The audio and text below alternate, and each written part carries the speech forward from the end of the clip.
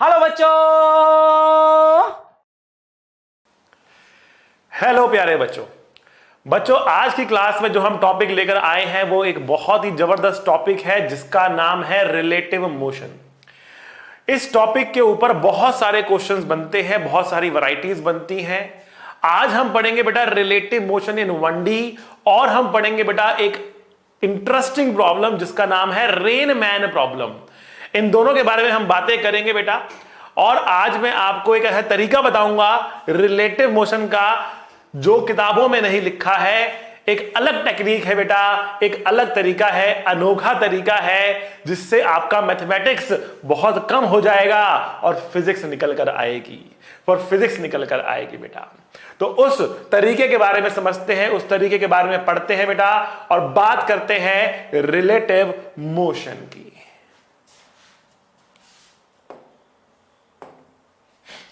Okay, so relative motion बेटा, हमने motion से आगे एक वर्ड लगा दिया है रिलेटिव। तो क्या यह वर्ड लगाना जरूरी है? क्या यह वर्ड लगाना जरूरी है? क्या रिलेटिव मोशन के अलावा भी किसी टाइप का मोशन होता है? क्या मोशन कभी एब्सोल्यूट हो सकता है? नहीं बेटा, मोशन हमेशा रिलेटिव ही होता है। रिलेटिव का मतलब क्या है? तो अगर मैं आपसे क्वेश्चन पूछूं, are we at rest, are we at rest, क्या हम रुके हुए हैं? क्या आप और मैं रुके हुए हैं? Are we at rest? तो आप कहोगे नहीं सर, हम रुके हुए हैं या हम रुके हुए नहीं हैं, इस बात को हम नहीं बोल सकते। कुछ बच्चे बोलेंगे हाँ सर हम रुके हुए हैं, आप भी रुके हो, हम भी रुके, दोनों रुके हो, दोनों स्टिल हैं। लेकिन कुछ बच्चे बोलेंगे नहीं सर हम रुके हुए नहीं हैं। वास्तव में ये क्वेश्चन ही क्या है? ये क्वेश्चन ही अपने आप में इनकम्प्लीट है। ये क्वेश्चन ही अपने आप में इनकम्प्लीट है। क्यों इनकम्प्लीट है? क्योंकि आप मुझे देख रहे हो, मैं तो आपको देख नहीं पा रहा हूं। आप मुझे देख रहे हो तो मैं आपको रुका हुआ दिख रहा हूं, एक जगह पर खड़ा हुआ दिख रहा हूं, चल नहीं रहा हूं। ठीक है, आपके लिए मैं रेस्ट पर हूं। लेकिन अगर इस अर्थ की बात की जाए, इस गोले की बात की जाए, तो ये गोला जो है सन के चारों तरफ क्या कर रहा है? चक्कर लगा रहा है। अगर मैं पूरा साल इस तरीके से स्टैचू बनकर खड़ा रहूं तो मैं भी सन के चारों तरफ चक्कर लगा लूंगा, स्टैचू बना बना। तो एम आई एट रेस्ट? क्या मैं रुका हुआ हूं? नहीं बेटा, ये क्वेश्चन ही अपने आप में क्या है? ये क्वेश्चन ही अपने आप में इनकम्प्लीट है। एक बस के अंदर दो आदमी बैठे हैं, एक आदमी उसके साथ एक और आदमी बैठा हुआ है। एक आदमी को दूसरा आदमी रेस्ट पर नजर आ रहा है, लेकिन बाहर से देखने पर पूरी बस चल रही है और दोनों आदमी चल रहे हैं। दोनों आदमी की पोजीशन क्या हो रही है? बदल रही है। ठीक है बेटा, तो यहां पर ऐसा क्यों हो रहा है कि एक आदमी से देखने पर कुछ और नजर आ रहा है, दूसरे को कुछ और नजर आ रहा है? अलग अलग ऑब्जर्वर को अलग अलग नजर क्यों आ रहा है? मोशन सबको अलग अलग इसलिए नजर आता है बेटा क्योंकि an observer treats himself to be at rest। एक ऑब्जर्वर हमेशा अपने आप को रेस्ट पर मानकर दुनिया को ऑब्जर्व करता है। एक ऑब्जर्वर हमेशा अपने आप को रेस्ट पर मानकर दुनिया को ऑब्जर्व करता है। अगर आपने कभी बस में ट्रैवल किया होगा तो बस का कंडक्टर क्या बोलता है? बस का कंडक्टर बोलता है सुभाष नगर आ गया। ठीक है ना, बस कंडक्टर बोलता टैगोर गार्डन आ गया। बस का कंडक्टर ये नहीं बोलता कि हम सुभाष नगर आ गए, उतर जाओ। बस का कंडक्टर बोलता है सुभाष नगर आ गया, क्योंकि बस का कंडक्टर खुद को क्या मान रहा है? वो खुद को रेस्ट पर मान रहा है। बस का कंडक्टर खुद को रेस्ट पर मान रहा है और उसको सामने से जो बस स्टैंड है उसकी तरफ चलता हुआ नजर आ रहा है। वो कह रहा है देखो सुभाष नगर आ गया, और सोचता है कि मैं क्या हूं? मैं रेस्ट पर हूं। यही काम आपको भी करना है। फिजिक्स के अंदर जो दिख रहा है वही बोलना है, कॉमन सेंस नहीं लगानी। अरे ऐसा नहीं होगा, ऐसा होगा। ठीक है, फिजिक्स में अगर दीवार चलती हुई दिख रही है तो आपको कहना है कि दीवार चल रही है। ये कॉमन सेंस नहीं लगानी, अरे दीवार कहीं चल रही होगी, हम ही चल रहे होंगे, ठीक है ना, जो दिखता है वही बोलना है, ठीक है। तो अगर कोई ऑब्जर्वर दीवार की तरफ जाना शुरू कर दे, अगर कोई ऑब्जर्वर दीवार की तरफ जाना शुरू कर दे, ऑब्जर्वर को क्या दिखेगा, ऑब्जर्वर कहेगा मैं तो रेस्ट पर हूं, मेरी तरफ दीवार आ रही है, मेरी तरफ दीवार आ रही है, ठीक है। इसे कहते हैं बेटा रिलेटिव मोशन, इसे कहते हैं बेटा रिलेटिव मोशन। आ रही है बात समझ में आपको? इसे कहते हैं बेटा रिलेटिव मोशन, ठीक है। तो एक ऑब्जर्वर हमेशा अपने आप को रेस्ट पर ट्रीट करता है, and observer always treat himself to be at rest. अच्छा, अपनी वेलोसिटी को जीरो करने के लिए एक ऑब्जर्वर मैथमेटिकली क्या करता होगा? देखो बेटा, हमें रिलेटिव मोशन की यहां पर एक फील जगानी है, एक फील जगानी है, ठीक है ना। जब तक हमारे को एक रिलेटिव मोशन की फील नहीं होगी ना, तो केवल फॉर्मूला लिख रहे होगे, कुछ नहीं कर रहे होगे। और आप देखना, मैं अपने रिलेटिव मोशन के अंदर फॉर्मूला ही यूज नहीं करूंगा, बता जरूर दूंगा लेकिन यूज ही नहीं करूंगा, मैं तो केवल उसको कॉन्सेप्ट में खेल जाऊंगा। अभी देखना आप, ठीक है। एक अनोखा तरीका आज हम निकालने वाले हैं रिलेटिव मोशन को करने का, तो उसके लिए समझो बेटा, मैंने क्या कहा? मैंने ये कहा कि ये बताओ कि एक ऑब्जर्वर अपनी वेलोसिटी को जीरो करने के लिए क्या करेगा? एक ऑब्जर्वर अपनी वेलोसिटी को जीरो करने के लिए क्या करने वाला है, कैसे कर सकता है? तो देखो, मैथमेटिकली अगर आप 5 में से 5 माइनस करते हो, कितना आता है बेटा? 0 आता है। 5 में से 5 गए, कितना आएगा बेटा? 0 आएगा। मतलब किसी क्वांटिटी में से वही क्वांटिटी माइनस कर दो तो कितना आता है? 0 आता है। तो अपनी वेलोसिटी को जीरो करने के लिए एक ऑब्जर्वर मैथमेटिकली क्या कर सकता है कि खुद की वेलोसिटी को खुद में से ही माइनस कर ले, खुद की वेलोसिटी को खुद में से ही माइनस कर ले, ठीक है। तो वो अपनी वेलोसिटी को खुद में माइनस करके खुद को रेस्ट पे लेकर आ रहा है। अगर वो अपनी वेलोसिटी खुद में से माइनस कर रहा है तो वो बाकी दुनिया में से भी यही काम करता है।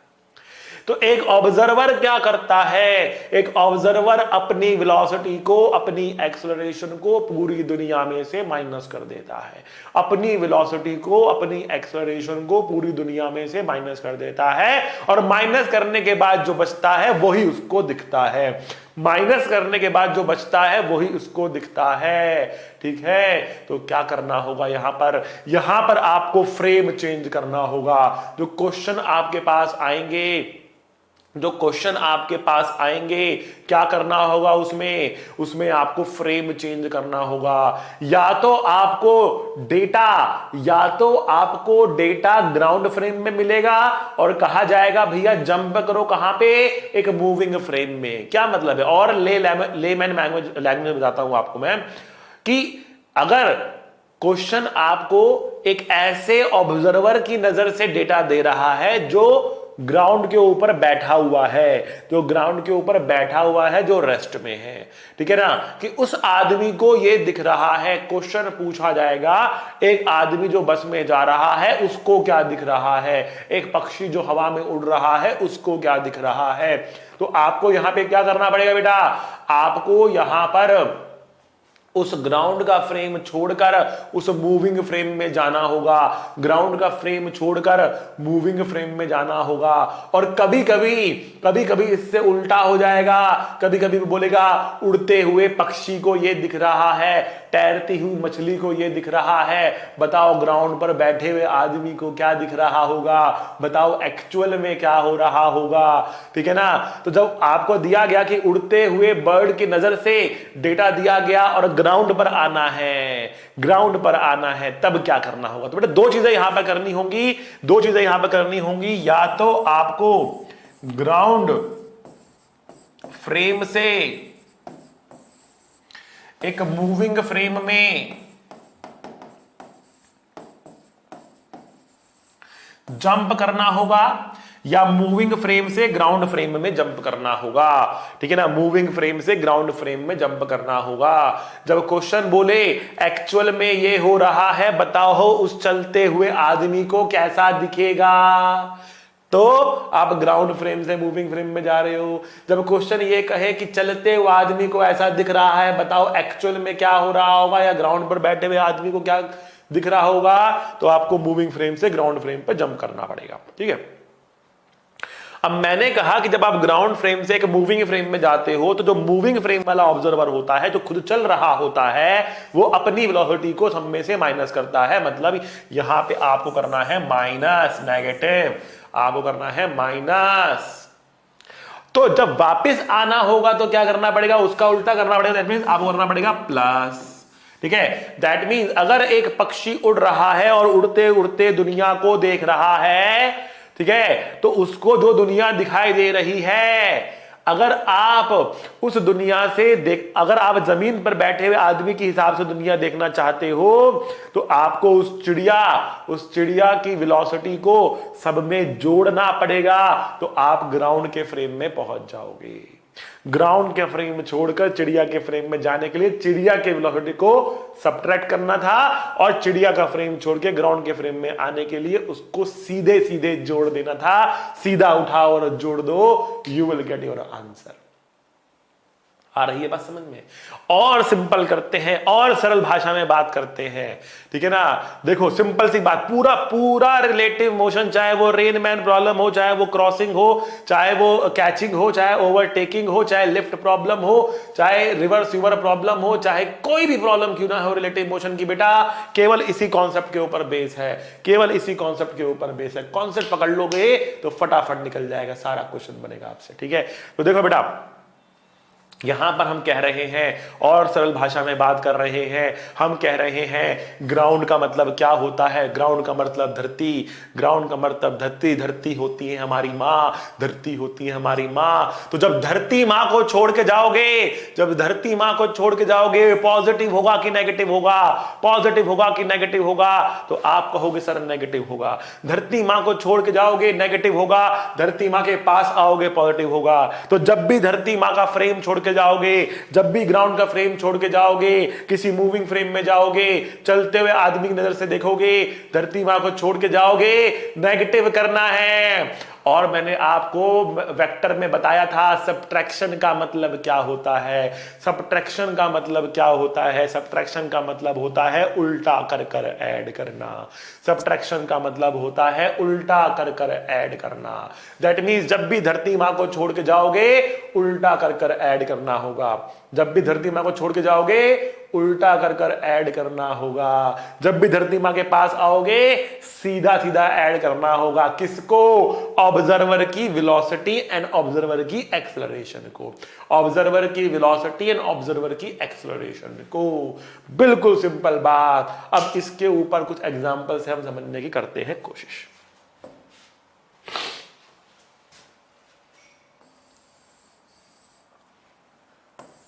सपोज ये है हमारा बाला,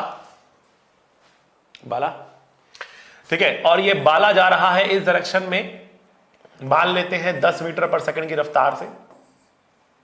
ये एक दीवार सामने खड़ी हुई है।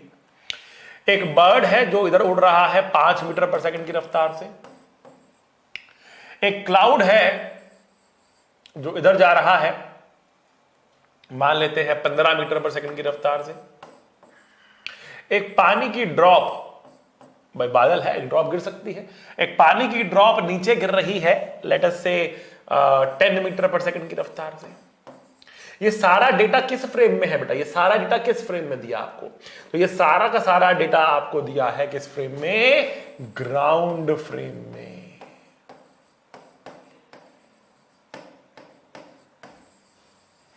और हम क्या चाह रहे? हम चाह रहे बताओ इस आदमी को क्या दिखेगा। हम चाह रहे बताओ इस आदमी को क्या दिखेगा। ठीक है, हम इस आदमी की नजर से देखना चाह रहे हैं। मतलब हम ग्राउंड फ्रेम को छोड़कर, धरती मां को छोड़कर इस आदमी की नजर से देखना चाह रहे हैं। अब आप कहोगे आंख तो बना लो, तभी देखोगे तो ये रही इसकी आंख। इस आदमी की नजर से देखना चाह रहे हैं। ठीक है, तो जो ये आदमी है इसकी नजर से देखने के लिए क्या करना पड़ेगा? हमें ग्राउंड का फ्रेम छोड़कर मूविंग फ्रेम में जाना है। धरती मां को छोड़ के जाना है, नेगेटिव होगा, उल्टा कर कर ऐड करना होगा। तो कुछ नहीं करना, बस इस एरो को लेना है, उल्टा करना है, सब में जोड़ देना है, सब में जोड़ देना है। ठीक है ना। कहां पहुंच जाओगे बेटा? आप इस आदमी के फ्रेम में पहुंच जाओगे। ठीक है, तो पहुंचते हैं, देखते हैं क्या हो रहा है। तो अब मैं इस वेलोसिटी को उल्टा करके सब में ऐड कर रहा हूं। तो मैंने 10 मीटर पर सेकंड इसमें ऐड किया तो ये रेस्ट पर आ जाएगा। 10 मीटर पर सेकंड इसमें ऐड कर दिया, 10 मीटर पर सेकंड इसमें ऐड कर दिया। सब में करना है बेटा यही 10 मीटर पर सेकंड ऐड, उल्टा कर कर। दीवार में भी कर सकते हो, जमीन पे भी कर सकते हो। ठीक, तो अब देखो जब हम यहां से जंप करके कहां पहुंच रहे हैं, हम आ रहे हैं बेटा मूविंग फ्रेम में, मूविंग फ्रेम में आ रहे हैं, या फिर इसको आप मैन फ्रेम कह सकते हो। मैन की नजर से देखना चाह रहे हैं तो हमको क्या दिखेगा बेटा, तो मैं इस डायग्राम को दोबारा बनाता हूं।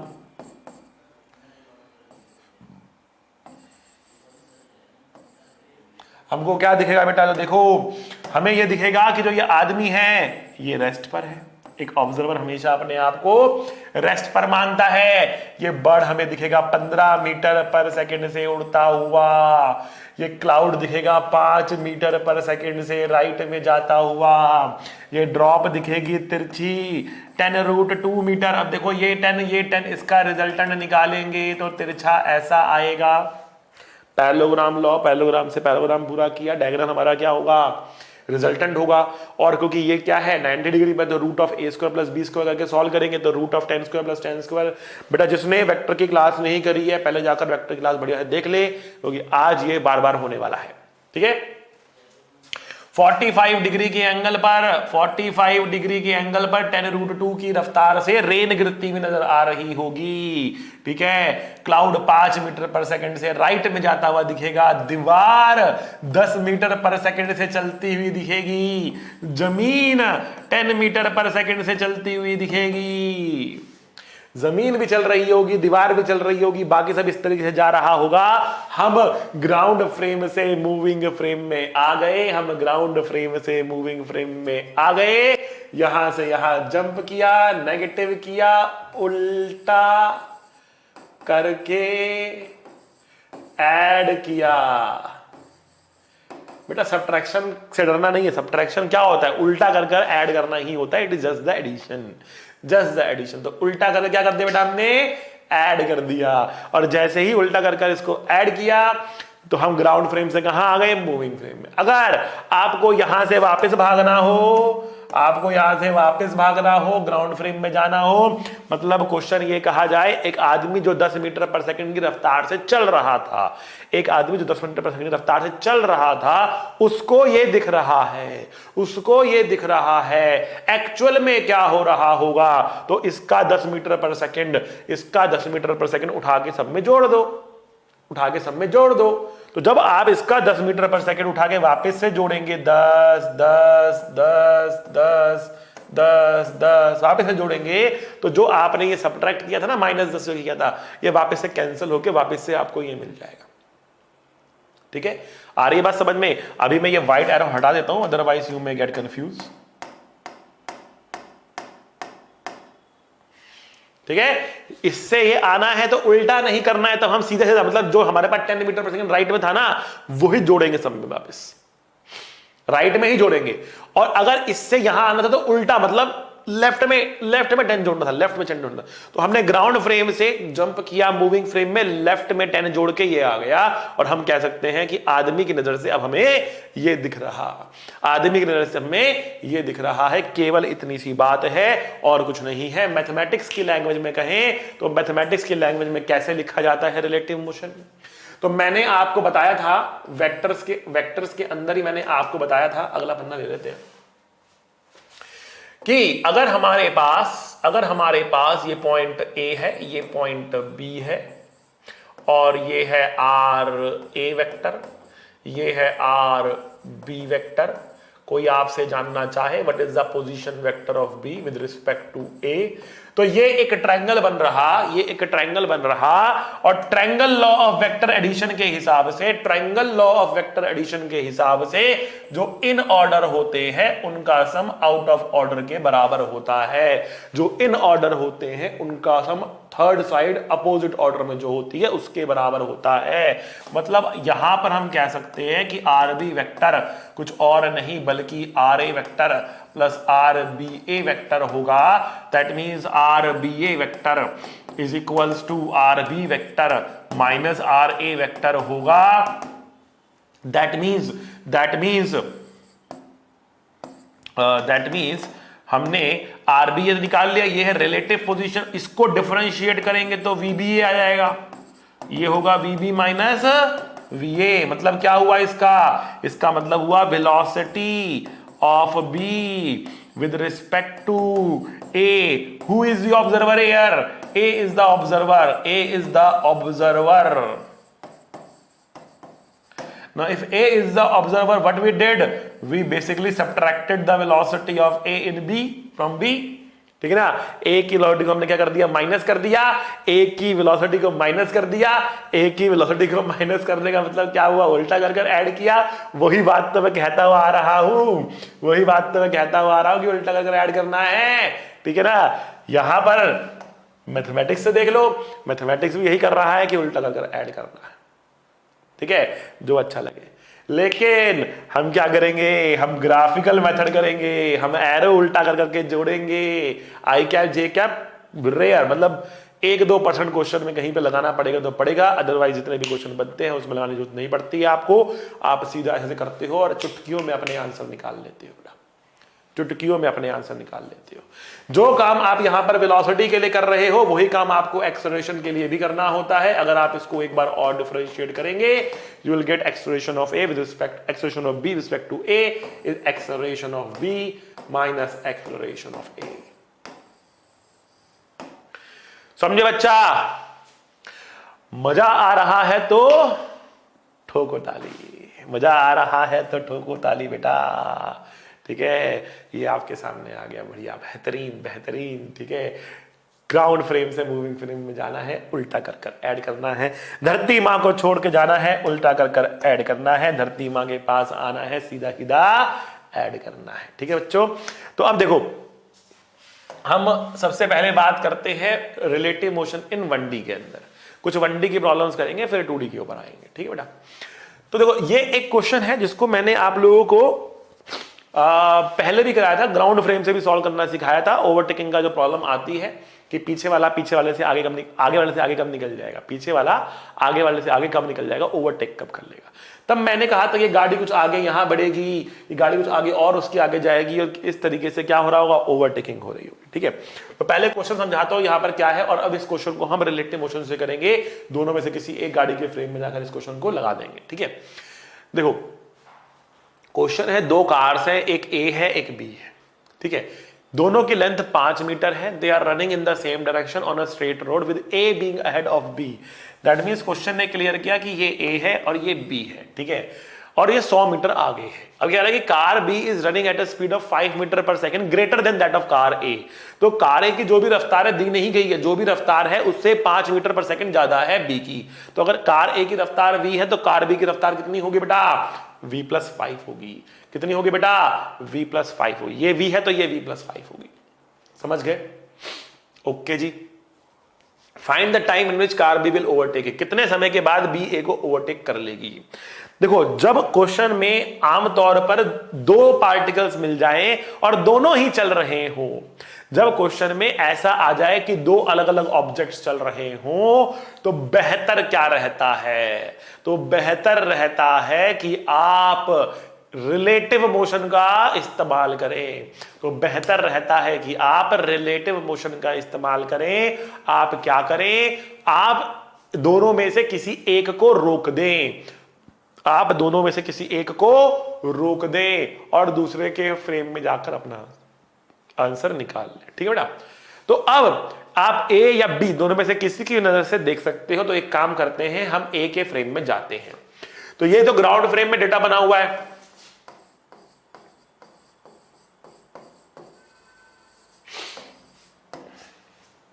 देखो बेटा, जब भी क्वेश्चन आपके सामने आएगा फिजिक्स का, उसमें तीन चैलेंज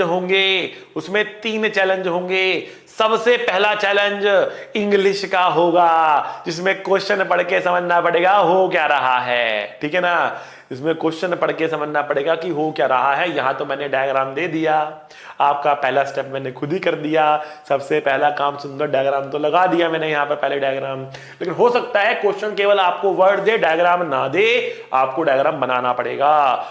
पहला, सबसे पहला चैलेंज जो होगा वो है इंग्लिश का। दूसरा चैलेंज जो होगा वो चैलेंज आपके सामने आएगा किसका? फिजिक्स का। वहां पर आपको फिजिक्स के कॉन्सेप्ट लगाने पड़ेंगे, इक्वेशन बन जाएंगी आपकी। और तीसरा चैलेंज जो होता है वो होता है मैथमेटिक्स का। कैलकुलेशन करके अपना आंसर देना है। मैक्सिमम बच्चे पहले चैलेंज को ही पार नहीं करते हैं, सुंदर डायग्राम ही नहीं बनाते हैं, वो समझ ही नहीं पाते हैं क्वेश्चन क्या कह रहा है क्या नहीं कह रहा है। कुछ बच्चे ए को पीछे और बी को आगे ले लेकर लगे रहेंगे, सर ओवरटेक तो पहले से आ गया वो। ठीक है ना, तो सबसे पहला चैलेंज इंग्लिश का, दूसरा चैलेंज फिजिक्स का, तीसरा चैलेंज मैथमेटिक्स का, सबसे मुश्किल इंग्लिश का चैलेंज होता है। ये तो खैर सिंपल क्वेश्चन है, आगे बढ़ेंगे तो आपको खुद समझना पड़ेगा। ठीक है, डेटा ग्राउंड फ्रेम में गिवन है। किस फ्रेम में जाना चाहते हैं हम? ए के फ्रेम में जाना चाहते हैं। जिसकी नजर से देखना चाहते हो उसकी वेलोसिटी को उल्टा कर कर ऐड करना पड़ेगा। क्यों? ग्राउंड फ्रेम से मूविंग फ्रेम में जा रहे हो, धरती मां को छोड़ के जा रहे हो। धरती मां को छोड़ के जाओगे तो क्या होगा बेटा? नेगेटिव होगा बेटा, नेगेटिव होगा।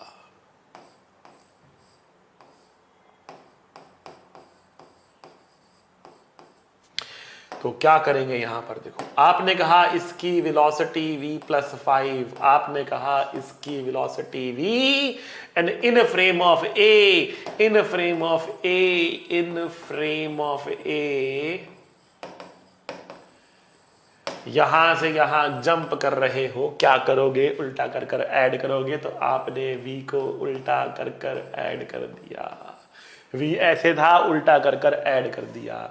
जब ये करोगे तो ये आ जाएगा रेस्ट पर, ये आपको रुका हुआ दिखेगा और ये आपको मात्र 5 मीटर पर सेकंड से चलता हुआ दिखेगा। v-5 5 से दिखेगा। तो a को क्या लगेगा? a को लगेगा b जो है वो 5 मीटर पर सेकंड से उसकी तरफ चलता हुआ आ रहा। a को लगेगा b उसकी तरफ 5 मीटर पर सेकंड से चलता हुआ आ रहा।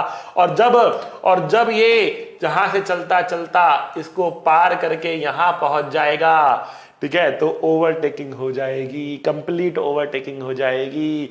पूरा इसका रियर इसके फ्रंट से आगे निकल जाएगा तो कंप्लीट ओवरटेकिंग पूरी हो जाएगी। तो ए के लिए बी यहां से लेकर यहां तक आ रहा, किस रफ्तार से? 5 मीटर पर सेकंड की रफ्तार से। 5 v+5 नहीं, केवल 5 मीटर पर सेकंड की रफ्तार से आ रहा है। ठीक है ना बच्चा? देखो आगे क्या होगा। ये 100 है, ये 5 है, ये 5 है, तो बताओ बी ने कितना डिस्टेंस चला यहां से यहां तक चलने के लिए? तो बी का जो फ्रंट था वो 100, 5, 5, 110 मीटर चला। किस रफ्तार से? 5 मीटर पर सेकंड की रफ्तार से। तो डिस्टेंस अपॉन में टाइम होता है, डिस्टेंस अपॉन में स्पीड होता है टाइम। आप देखें, आपका आंसर आएगा 22 सेकेंड्स। पुराना लेक्चर जाकर देख सकते हैं आप, वहां पर भी क्वेश्चन कराया था, ग्राउंड फ्रेम से करवाया था। आंसर 22 सेकंड ही निकल कर आया था। आंसर 22 सेकंड ही निकल कर आया था बच्चा। ये हमारा आंसर होगा 22 सेकंड के बराबर। क्लियर है बच्चा? समझ में आया तो बेटा ठोको ताली। बढ़ते हैं आगे। अब अगला क्वेश्चन थोड़ा सा हमारे पास डिफिकल्ट है, ठीक है, और समझते हैं यहां पर क्या दे रखा है। क्वेश्चन कह रहा है कि एक एलिवेटर है, एलिवेटर में एक लिफ्ट है, whose ceiling distance is equal to floor to ceiling distance is equal to 2.7 metres. मतलब हमारे पास यहां पर एक लिफ्ट है, इस लिफ्ट के अंदर फ्लोर से लेकर सीलिंग तक का जो डिस्टेंस है ये कितना दे रखा है? 2.7 मीटर दे रखा है। ठीक है ना? Starts ascending with constant acceleration. ये जीरो वेलोसिटी से ऊपर की तरफ 1.2 मीटर पर सेकंड स्क्वायर की एक्सेलरेशन से चढ़ना शुरू कर देता है। 1.2 मीटर पर सेकंड स्क्वायर की एक्सेलरेशन से चढ़ना शुरू कर देता है। 2 सेकंड के बाद ये ऑलरेडी कुछ ऊपर आ चुका होगा, ऑलरेडी इसकी कुछ रफ्तार हो चुकी होगी, कुछ ये b आ चुका होगा और इसके बाद कुछ ये s आ चुका होगा। इक्वेशन ऑफ मोशन लगाकर हम s और v दोनों निकाल सकते हैं। ठीक है, फिर कह रहा है कि 2 सेकंड के बाद यहां से एक नट बोल्ट गिरना शुरू करता है। The free fall time of the nut bolt is. Ground frame में देखने पर क्या प्रॉब्लम यहां पर आने वाली है? ग्राउंड फ्रेम में देखने पर सबसे बड़ी प्रॉब्लम ये आएगी कि ये लिफ्ट भी ऊपर जा रही और बोल्ट गिर गया, बोल्ट की इनिशियल वेलोसिटी जीरो नहीं लेनी। ग्राउंड फ्रेम की बात कर रहा हूं। बोल्ट की इनिशियल वेलोसिटी जीरो नहीं लेनी। बोल्ट की initial velocity equal to lift की इनिशियल वेलोसिटी होगी at the time of drop. मैंने पहले भी आपको समझाया था कि जब चलते हुए व्हीकल से, मैं रिपीट कर रहा हूं, जब चलते हुए व्हीकल से कोई ऑब्जेक्ट होता है ड्रॉप, तो उस ऑब्जेक्ट की इनिशियल वेलोसिटी जीरो नहीं लेते हैं, उसकी इनिशियल वेलोसिटी व्हीकल की वेलोसिटी के बराबर होती है। ठीक है ना? तो ग्राउंड के फ्रेम से देखने पर क्या होगा? ये लिफ्ट तो ऊपर जा ही रही होगी, ये बोल्ट कुछ ऐसे गिर रहा होगा और यहां कहीं पर आकर ये टकराएगा। ठीक है ना? वेरी कॉम्प्लिकेटेड, दोनों चल रहे हैं, वेरी कॉम्प्लिकेटेड। सिंपल करने का क्या रास्ता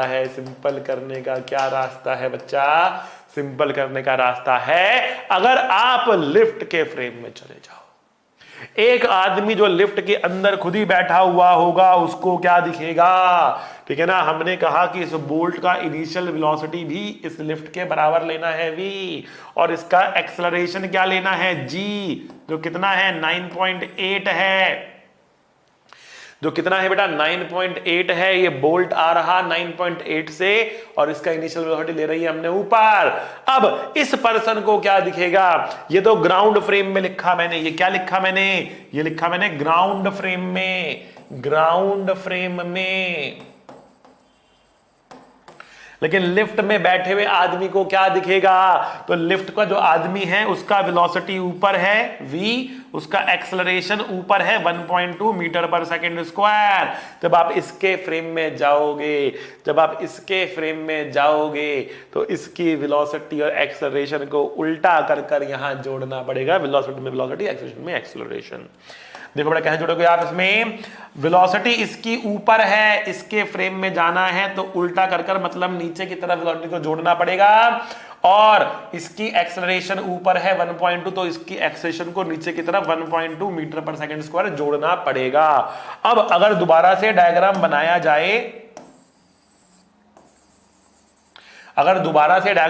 जाए, तो जो लिफ्ट का फ्रेम है उसमें लिफ्ट आपको रेस्ट पर नजर आएगी, बोल्ट की इनिशियल वेलोसिटी आपको जीरो नजर आएगी। आप देखो v और v कट रहा है, जीरो नजर आएगी। एक्सेलरेशन 9.8 और 1.2 जुड़ रहे, मतलब 11 मीटर पर सेकंड स्क्वायर नजर आएगी। और क्योंकि लिफ्ट रुकी हुई है, लिफ्ट खुद ऊपर नहीं जा रही, इस लिफ्ट के फ्रेम में तो लिफ्ट रुकी हुई है, पूरा का पूरा यहां से लेकर यहां तक का डिस्टेंस ये बोल्ट ही गिर रहा होगा। 2.7 मीटर पूरा का पूरा बोल्ट ही कवर कर रहा होगा। इसका मतलब यहां पर इक्वेशन लगा सकते हैं s is equals to ut plus half at square, क्योंकि एक्सेलरेशन है कांस्टेंट। s कितना 2.7, u कितना 0, a कितना 11, s भी नीचे a भी नीचे, मैंने नीचे वाले डायरेक्शन को ही पॉजिटिव ले लिया है, इसलिए s भी पॉजिटिव a भी पॉजिटिव। ठीक है, इंटू टी का स्क्वायर। ठीक है, तो यहां से सॉल्व करेंगे तो ये 5.4 डिवाइड बाय 11 का अंडर रूट हमारे पास ये समय आ रहा। 5.4 डिवाइड बाय 11 का अंडर रूट ये हमको आ रहा है। आगे बात समझ बेटा, क्लियर है? ये कोई परेशानी इसके अंदर नहीं? तो ये हमारा आंसर है। थोड़ा सा कॉम्प्लिकेटेड सा है, थोड़ा और सॉल्व कर सकते हो इसको चाहो तो आप, but calculation is not the important part. क्या किया हमने ये समझो, रिलेटिव मोशन उल्टा कर कर ऐड किया, रिलेटिव मोशन उल्टा कर कर ऐड किया, फटाफट हमारा आंसर आ गया बच्चा। आगे बढ़ते हैं, एक क्वेश्चन और लेते हैं बेटा। हमारा बाला इज बैक, ठीक है, तो वापस से लेते हैं यहां पर एक और क्वेश्चन। क्या रहा है? Initially the bus was at rest, initially बस जो है वो रुकी हुई थी, रेस्ट पर थी। Then it starts accelerating at a metre per second square, उसके बाद उसने चलना शुरू कर दिया a metre per second square से। और यहां पर हमारा बाला था, उसको बस में बैठना था, ठीक है। जैसे ही बस ने चलना शुरू किया, बाला ने एकदम से पलट के देखा, है बस चल पड़ी, बाला भागा, बाला भाग रहा है, ठीक है, बाला भागा। तो बाला ने क्या कहा? At what constant speed Bala should run, किस रफ्तार से बाला को भागना चाहिए, कितनी रफ्तार से बाला को भागना चाहिए ताकि वो बस को पकड़ पाए कम से कम। यहां पर eight what minimum constant speed होना चाहिए, मिनिमम कम से कम, मिनिमम कितनी स्पीड से उसको भागना चाहिए ताकि वो बस को पकड़ ले, ताकि वो बस को पकड़ ले। At what minimum constant speed Bala should run to catch the bus if he was D distance behind originally, पहले वो डी डिस्टेंस पीछे था, किस रफ्तार से भागे कि बस को पकड़ ले, कम से कम रफ्तार वो कितनी होनी चाहिए, कम से कम किस रफ्तार से भागे कि बस को पकड़ ले, ठीक है ना। ग्राउंड फ्रेम में दो ऑब्जेक्ट चल रहे हैं, कर तो लोगे लंबा जाएगा, कर तो लोगे लंबा जाएगा। सिंपल करने के लिए दोनों में से किसी एक के फ्रेम में जा सकते हैं। अगर हम बस के फ्रेम में जाएं तो क्या होगा? बाला की एक्सेलरेशन 0 है, बाला की वेलोसिटी v है, बस की वेलोसिटी 0 है, बस की एक्सेलरेशन a है। बस के फ्रेम में जाते हैं, देखते क्या होता है। ये था आपका ग्राउंड फ्रेम, धरती मां को छोड़कर जा रहे हो, क्या होगा? उल्टा कर कर ऐड करना होगा, उल्टा कर कर ऐड करना होगा, ठीक है। तो ये बस हमारे पास है, ठीक है, और ये वेलोसिटी आगे की तरफ है, इसके पास v, इसको उल्टा कर कर ऐड करना है, ठीक है। सॉरी, हम बस के फ्रेम में जा रहे हैं तो बस की वेलोसिटी को उल्टा कर कर बाला की वेलोसिटी में ऐड करना है। तो बाला के पास वेलोसिटी v थी, बस के पास वेलोसिटी है ही नहीं, तो 0 क्या ऐड करेंगे? उल्टा 0 छोड़ दो उसको। एक्सेलरेशन राइट में a थी, इसको उल्टा कर कर ऐड करेंगे, तो एक्सेलरेशन को उल्टा कर कर ऐड कर दिया, इसकी खुद की एक्सेलरेशन 0 थी। तो अब बस आ गई रेस्ट में। बस कह रही है, जो ये ड्राइवर है ये देख रहा है पीछे की तरफ बाला को, ठीक है ना, पीछे की तरफ बाला को देख रहा है, ठीक है। इसको क्या दिख रहा है? इसको दिख रहा है कि बाला आ रहा है v से और उसके पास एक पीछे की तरफ एक्सेलरेशन है a, मतलब उसकी रफ्तार धीरे होती जा रही, मतलब इसकी रफ्तार धीरे होती जा रही है, ठीक है ना। क्या मतलब इसका? इसकी रफ्तार धीरे क्यों हो रही है? इसकी रफ्तार धीरे इसलिए हो रही है, बस की रफ्तार बढ़ रही है। जैसे जैसे बस की रफ्तार बढ़ेगी उसको बाला की रफ्तार कम होती हुई नजर आएगी, ठीक है ना, उसको बाला की रफ्तार कम होती हुई नजर आएगी, ठीक है। तो जब बस की रफ्तार बाला की रफ्तार के बराबर हो चुकी होगी तो बाला उसको रुका हुआ नजर आएगा, और उसके बाद क्या होगा? बाला उसको पीछे जाता हुआ नजर आएगा, बिकॉज बस की रफ्तार तेज हो गई होगी और इनके बीच का डिस्टेंस बढ़ना शुरू हो जाएगा, ठीक है। खैर, बस के फ्रेम में देख रहे हैं, बस वाला पीछे देख रहा है कि बाला आ रहा है, उसकी रफ्तार धीरे होती जा रही है, बाला आ रहा है, उसकी रफ्तार धीरे होती जा रही है। इसकी रफ्तार कम से कम इतनी होनी चाहिए कि बस को पकड़ने से पहले 0 ना हो, मतलब कम से कम वो बस के पास पहुंच कर रुके, कम से कम वो बस के पास पहुंच कर रुके, ठीक है ना। तो अगर मैंने इसकी लोडिंग यहां 0 कर दी है, ये डिस्टेंस d कर दिया है, ये v है, ये a है, तो क्या लिखेंगे बेटा? क्या लिखेंगे यहां पर? हम लिखेंगे बेटा v² = u² + 2as। v है 0, u है u, a लिखेंगे -a क्योंकि पीछे की तरफ है, और s d के बराबर है, u की वैल्यू आ गई √2ad। वेरी फेमस क्वेश्चन बेटा, वेरी फेमस क्वेश्चन, आंसर याद कर लो, ठीक है ना। किस रफ्तार से भागना पड़ेगा कैच करने के लिए? √2ad। डायरेक्ट पूछ सकते हैं √2ad, आपको वैल्यू दे सकते हैं, a की वैल्यू दे सकते हैं, d की वैल्यू दे सकते हैं, v पूछ सकते हैं, आंसर √2ad याद करोगे फटाफट निकलेगा, आंसर 2ad याद करोगे फटाफट निकलेगा बेटा, ठीक है। समझ के बाद आप लोग बेटा ये था रिलेटिव मोशन इन 1D, एक डायरेक्शन में रिलेटिव मोशन इन 1D की बात हो रही थी। अब हम 2D पे आते हैं, रिलेटिव मोशन इन 2D पर आते हैं और एक बहुत बेहतरीन केस डिस्कस करने वाले हैं, rain man problem. Rain man problem, ठीक है ना। कितने एंगल पर अम्ब्रेला पकड़े, कितने एंगल पर अम्ब्रेला पकड़े कि गीले ना हो। रेन मैन प्रॉब्लम बच्चा, रेन मैन प्रॉब्लम। देखते हैं कैसे होगा सवाल। कॉन्सेप्ट वही है बेटा, कॉन्सेप्ट वही है, लैंग्वेज पकड़नी है। पहला चैलेंज इंग्लिश का चैलेंज, ये सही से निकाल दिया आपने तो कोई दिक्कत नहीं आएगी, ठीक है। तो rain is falling at an angle 37 degree to the vertical at a speed of 20 metre per second. पहला काम सुंदर डायग्राम, पहला काम सुंदर डायग्राम। बेटा क्या करना है यहां पर, आपने कहा रेन आ रही है, नीले रंग की रेन बना ली हमने, ठीक है ना। रेन आ रही है, कितने एंगल पर आ रही है, 37 टू द वर्टिकल पर आ रही। किस रफ्तार से, 20 मीटर पर सेकंड की रफ्तार से 37 डिग्री पर रेन गिर रही है, ठीक है। और बाला here is bala and this bala is walking at a speed of 10 metre per second. बाला जा रहा है 10 मीटर पर सेकंड की रफ्तार से रेन की तरफ, टुवर्ड्स द रेन, रेन की तरफ। उल्टा नहीं जा रहा है रेन से, रेन की तरफ जा रहा है। रेन गिर रही है, बाला रेन की तरफ जा रहा है, ठीक है ना। बाला रेन की तरफ जा रहा है। फिर क्या होता है, find the angle with the vertical eight which he should hold the umbrella. गीला होने से बचने के लिए उसे कितने एंगल पर अम्ब्रेला पकड़ना पड़ेगा। 37 पर तो ग्राउंड के फ्रेम में रेन गिर रही। कौन सा फ्रेम है ये है ग्राउंड फ्रेम। पहला चैलेंज इंग्लिश का, डायग्राम बनाना है, समझना है डेटा किस फ्रेम में गिवन है।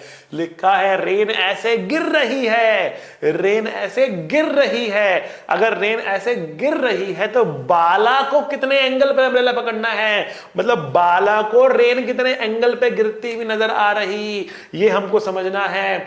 बाला को कितने एंगल पर रेन गिरती हुई नजर आ रही, ये हमको समझना है बच्चा। तो कैसे करेंगे इस क्वेश्चन को सॉल्व, देखिए बच्चे, कुछ नहीं करना, आपको बस ग्राउंड का फ्रेम छोड़ के बाला के फ्रेम में जाना है। धरती माँ को छोड़ के जाना है। धरती माँ को छोड़ के जाओगे तो क्या होगा बच्चा, धरती माँ को छोड़ के जाओगे तो क्या होगा बच्चा, उल्टा कर कर ऐड करना पड़ेगा, नेगेटिव होगा, उल्टा कर कर ऐड करना होगा। आपको कुछ नहीं करना, बस बाला की वेलोसिटी को उठाना है, उल्टा करना है, रेन में जोड़ देना है। कहां पहुंच जाओगे, आप पहुंच जाओगे बाला के फ्रेम में। आपको बाला की नजर से दिखना शुरू हो जाएगा। देखते हैं क्या दिखेगा आपको, देखते हैं क्या दिखेगा आपको। आपने कहा कि ये तो है रेन की वेलोसिटी और इसमें आपने जोड़ दिया बाला की वेलोसिटी को उल्टा कर 10 मीटर पर सेकेंड। 10 राइट में था तो लेफ्ट में जोड़ा है, मतलब उल्टा करके जोड़ा है। क्यों उल्टा करके जोड़ा है, बिकॉज ग्राउंड का फ्रेम छोड़ के जा रहे हैं, बाला के फ्रेम में पहुंच रहे हैं, that is the Bala frame.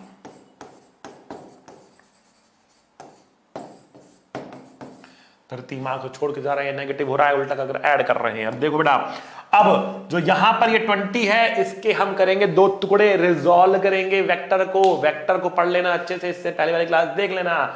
सब जुड़ा हुआ है, सब जुड़ा हुआ है बेटा। तो लेक्चर को सीरीज एकदम लेके चलो, वरना समझ में कम आएगा। पिछला लेक्चर देखना पड़ेगा अगला लेक्चर समझने के लिए, ठीक है ना।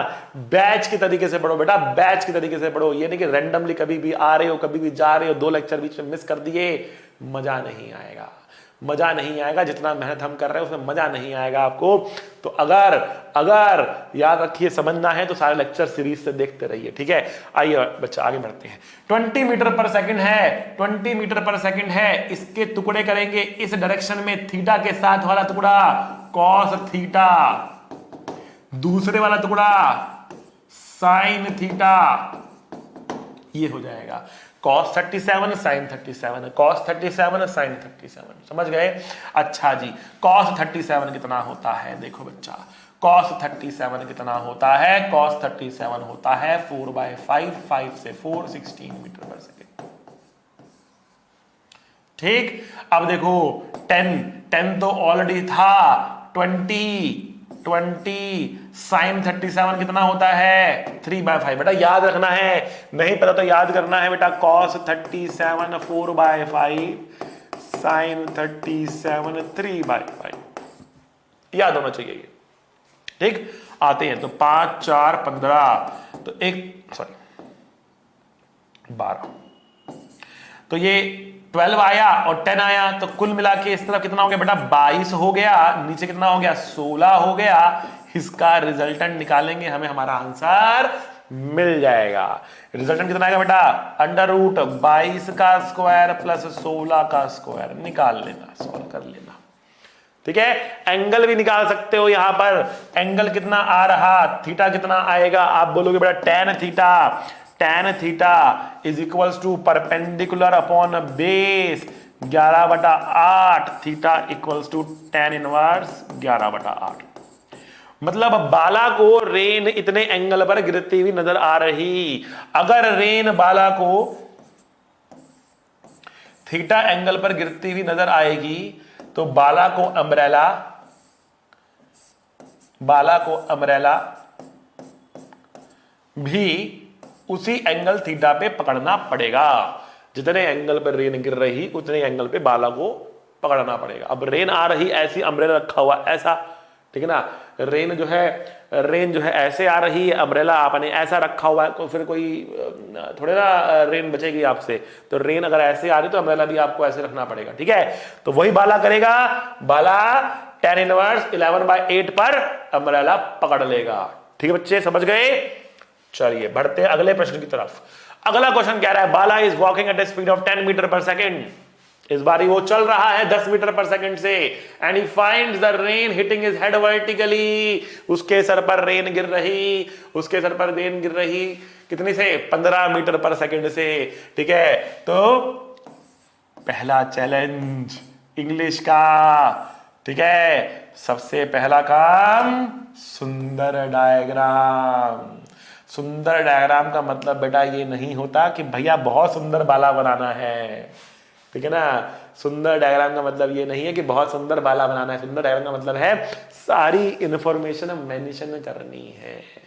बाला who is walking at 10 metre per second finds the rain hitting his head vertically at 15 metre per second.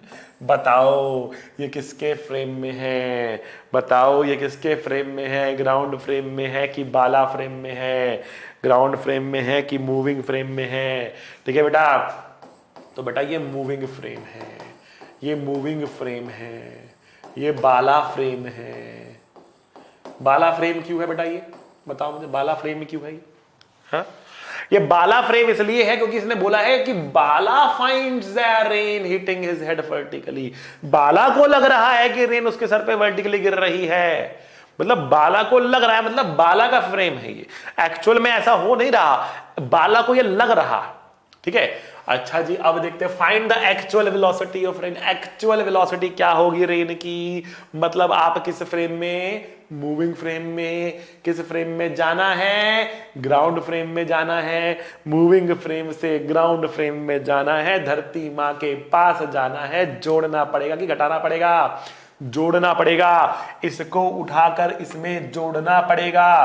15 metre per second नीचे था, इसको उठाकर जोड़ दिया 10 मीटर पर सेकंड, और ये आपको मिल गया ग्राउंड फ्रेम। ये आपको मिल गया बेटा ग्राउंड फ्रेम। ये जो वेलोसिटी होगी √15 का स्क्वायर प्लस 10 का स्क्वायर होगी। इसमें से मुझे 5 कॉमन आता हुआ दिख रहा है। ठीक है, तो 5 बाहर आ गया, √5 3 15, 5 दूना 10, 5 √9 प्लस 4, 5√13। ये हमारा आंसर आ गया। बहुत बेहतरीन। बढ़ते हैं बेटा आगे, अगले प्रश्न की बात करते हैं। अगला प्रश्न कह रहा है a person is walking at a speed of 10 metre per second, finds the rain hitting his face at an angle 37 to the vertical at a speed of 20 metre per second, find the actual velocity of the rain.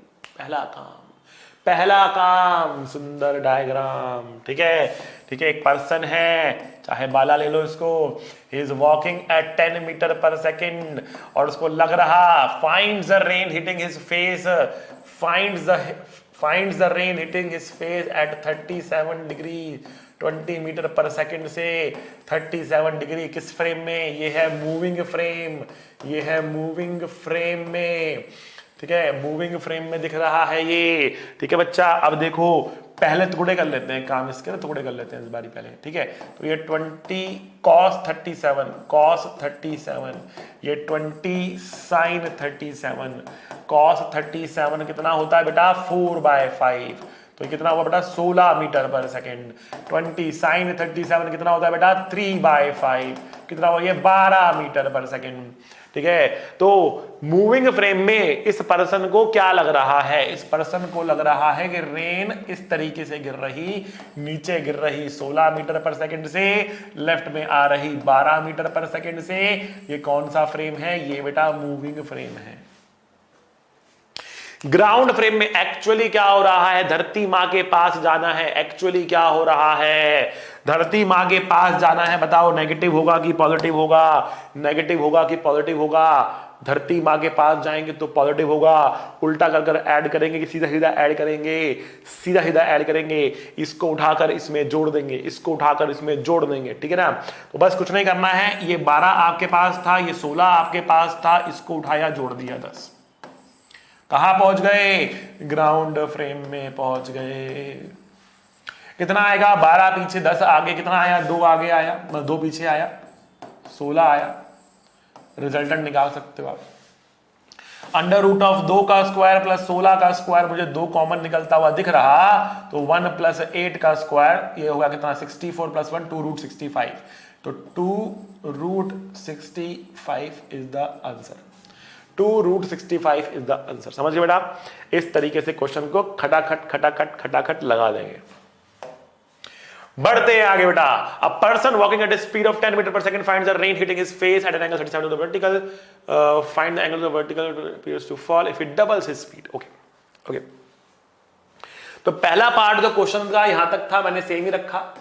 तो एक बार के लिए मुझे लगा कि कहीं मैंने गलती से सेम ही क्वेश्चन दोबारा नहीं ले लिया है, नहीं, इसके आगे क्वेश्चन डिफरेंट है। क्वेश्चन कह रहा है the angle to the vertical the rain will appear to fall, the angle to the vertical the rain will appear to fall if he doubles his speed, if he doubles his speed, अगर वो अपनी speed को double कर देता है, double कर देता है, ठीक है, तब उसे कितने एंगल पर रेन गिरती हुई नजर आएगी। पहला काम सुंदर डायग्राम। देखो बेटा, हमें क्वेश्चन में दे रखा है एक आदमी है जो कि 10 मीटर पर सेकंड से चल रहा एंड रेन उसके फेस पर गिर रही, ठीक है, 37 एंगल पे 20 मीटर पर सेकंड से, और इसको आप चाहो तो 16 नीचे 12 पीछे, 16 नीचे 12 पीछे लिख सकते हो, जैसे कि हमने पिछली बार किया था। 20 cos 37, 20 sin 37, यहां तक तो क्वेश्चन सेम ही था, यहां तक का डेटा सेम ही था। डिफरेंस कहां आया इसके बाद? अब ये कह रहा है कि जो ये पर्सन है इसने अपनी रफ्तार कर ली 20, बताओ इसे क्या दिखेगा? इसे रेन कितने एंगल पर दिखेगी? ध्यान से देखना, ये कौन सा फ्रेम है? ग्राउंड फ्रेम है कि मैन का फ्रेम है? क्वेश्चन पढ़ो। A person walking at speed this finds the rain, चलते हुए आदमी को लग रहा कि रेन गिर रही ऐसे, चलते हुए आदमी को लग रहा कि रेन गिर रही है ऐसे, मतलब ये किसका फ्रेम है? ये मैन का फ्रेम है।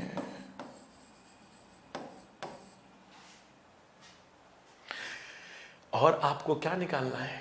आपको निकालना है जब इस मैन ने अपनी रफ्तार कर ली 20, तब क्या होगा, मतलब वापस से इस मैन के फ्रेम में ही निकालना है, वापस से इस मैन के फ्रेम में ही निकालना है, मतलब एक मैन से दूसरे मैन के फ्रेम में जंप करना है। अब आप कहोगे कि सर ये क्या हो गया, ये क्या हो गया? आपने तो हमें ग्राउंड से मैन के फ्रेम में जाना सिखाया, मैन के फ्रेम से ग्राउंड में आना सिखाया, और क्वेश्चन दे दिया एक मैन से दूसरे मैन के फ्रेम में जाने का हम कैसे करेंगे। ये तो आपने सिखाया नहीं है, हम कैसे करेंगे। ठीक है ना, तो बताओ तो आपको कैसे करोगे बेटा। Common sense, common sense which is not very common, common sense लगाएंगे यहां पर हम लोग, कॉमन सेंस लगाएंगे हम लोग। देखो आपको मैन के फ्रेम से ग्राउंड के फ्रेम में आना आता है, ग्राउंड के फ्रेम से मैन के फ्रेम में जाना जाता है, तो यहां से पहले इस मैन के फ्रेम से ग्राउंड के फ्रेम में आओ, फिर ग्राउंड के फ्रेम से इस मैन के फ्रेम में भाग जाओ, आंसर निकल जाएगा। ठीक है, कैसे निकल देखते हैं। इस मैन के फ्रेम से पहले ग्राउंड फ्रेम में आते हैं, कैसे आएंगे, धरती मां के पास आ रहे, ग्राउंड फ्रेम में धरती मां के पास आ रहे। ठीक है, तो क्या करेंगे, कुछ बच्चे बोलेंगे हवन करेंगे, हवन करेंगे, हवन करेंगे। हवन नहीं करना बेटा, ठीक है, हवन नहीं करना है। मैन फ्रेम से ग्राउंड फ्रेम में आओगे तो क्या करेंगे, ऐड करेंगे, जोड़ देंगे। मैन फ्रेम से ग्राउंड फ्रेम में आएंगे तो क्या करेंगे, जोड़ देंगे, हवन नहीं, जोड़ देंगे। ठीक है, तो मैन फ्रेम से ग्राउंड फ्रेम में आने के लिए हम क्या करेंगे, जोड़ेंगे, सिंपली उठाकर जोड़ देंगे। ठीक है, और ग्राउंड फ्रेम से दोबारा दूसरे मैन के फ्रेम में जाने के लिए क्या करेंगे, वापस से माइनस करेंगे। ठीक है, ओके, तो पहले जोड़ते देखते क्या होता है। 12 पीछे, 16 नीचे, ये मैन का फ्रेम था। ग्राउंड के फ्रेम में जा रहे हैं, इसको जोड़ेंगे 10, इसको जोड़ेंगे 10, 12 16 10, 12 16 10, समझ गए। इसको उठाकर इसमें जोड़ दिया, उठा के जोड़ दिया, और कुछ नहीं करना, उठा के जोड़ देना है। ठीक है, ओके, कहां पहुंच गए बेटा, ग्राउंड फ्रेम में पहुंच गए, ग्राउंड फ्रेम में पहुंच गए। ठीक, अब क्या करना है, अब क्या करना है, अब हमें इस वाले मैन के फ्रेम में जाना है, इस वाले मैन के फ्रेम में जाना है। तो ग्राउंड फ्रेम से मैन के फ्रेम में जाने के लिए क्या करेंगे, माइनस करेंगे। ठीक है ना, अब दोबारा से हम कहा जाएंगे, मैन 2 के फ्रेम में जाएंगे, M2 फ्रेम में जाएंगे। कैसे जाएंगे M2 फ्रेम में, M2 की वेलोसिटी को उल्टा कर कर ऐड करना होगा। तो पहले ये डायग्राम बना लेंगे हम कहेंगे ग्राउंड फ्रेम में ये 12 है, ये 10 है, ये 16 है, ये तो ग्राउंड फ्रेम में है। M2 के फ्रेम में जाना है, उल्टा कर कर जोड़ना है, उल्टा कर कर जोड़ना है। इस 20 को उल्टा कर कर मतलब लेफ्ट की साइड 20 हम जोड़ देंगे। कहां पहुंच गए हम, कहां पहुंच गए हम पहुंच गए M2 फ्रेम में, हम पहुंच गए M2 फ्रेम में। तो ये आपका M1 फ्रेम था, ये आपका ग्राउंड फ्रेम था, ये आपका M2 फ्रेम आ गया, ये आपका M2 फ्रेम आ गया। सिंपल सॉल्व करेंगे, हमें हमारा आंसर मिलेगा 20 प्लस 12 32 माइनस 10 22, 22 लेफ्ट में 10 नीचे, 22 लेफ्ट में 16 नीचे, सॉरी 22 लेफ्ट में 16 नीचे। सॉल्व करेंगे, हमें हमारा आंसर मिल जाएगा। ठीक है, समझ गए बच्चों, क्लियर हुई बात आपको। ये हमारा आंसर इस तरह से निकलेगा। कितना डिफिकल्ट क्वेश्चन चुटकियों में निकल गया। ये थी हमारी अनोखी अप्रोच। बेटा अब आपके सामने आ गया है एक चैलेंजर, अब आपके सामने बेटा आ चुका है एक चैलेंजर। ठीक है, चैलेंजर कह रहा है, एक पर्सन है जो वॉक कर रहा है सम स्पीड से, finds the rain falling vertically, और उसको लग रहा कि रेन नीचे वर्टिकली गिर रही है। If he doubles his speed, rain appears to fall at 45 degree to the vertical. Rain 45 degree पे गिरती हुई नजर आ रही। ठीक है, to what angle the rain will appear to fall if he triples his speed. अगर वो अपनी स्पीड को बढ़ाकर ट्रिपल कर ले, अगर वो अपनी स्पीड को बढ़ाकर ट्रिपल कर ले, तब उसको कितने एंगल पर रेन गिरती हुई नजर आएगी, ये आपको बताना है। To what angle the rain will appear to fall if he triples his speed. अगर वो अपनी स्पीड को ट्रिपल कर लेता है तो उसको रेन कितने एंगल पर गिरती हुई नजर आएगी, ये आपको यहां पर बताना है। समझ गए बेटा। So do this question, comment करिए कि सर हमारा आंसर ये आ रहा है, आपस में डिस्कस करिए कि सर मेरा आंसर ये आ रहा है, बच्चों तुम्हारा आंसर कितना आ रहा है। ठीक है, देखते हैं कि तब सही आंसर दे पाएंगे। कोशिश करूंगा अगली क्लास में मैं आपको इसका आंसर दूं, थोड़ी क्यूरियोसिटी बनी रहे। ठीक है बच्चों, तो अगली क्लास में हम लोग इसका जवाब देंगे। तब तक बेटा पढ़ते रहिए। Don't stop when you are tired, stop when you are done. इस जर्नी में थकावट नहीं होनी चाहिए, ठीक है ना। जर्नी में थकावट नहीं होनी चाहिए, मंजिल पर पहुंचकर आराम करेंगे। जर्नी में थकावट नहीं होनी चाहिए, मंजिल तक पहुंचकर आराम करेंगे। बेटा ध्यान रखना, आपके शरीर के हारने से पहले आपका दिमाग कई बार क्विट कर चुका होगा। आपके शरीर में दमखम बचा होगा, लेकिन आपका दिमाग क्विट कर चुका होगा। अपने दिमाग को क्विट नहीं करने देना है बेटा, फाइट करना है, दम लगाना है बेटा, ठीक है। बढ़िया से फाइट करना है, मेहनत करनी है, बहुत सारे क्वेश्चन करने हैं, लेक्चर देखना है, डेली लेक्चर आ रहे हैं, बहुत सारे लेक्चर्स आ रहे हैं बेटा, मुझे पता है, लेकिन मेहनत करते रहो।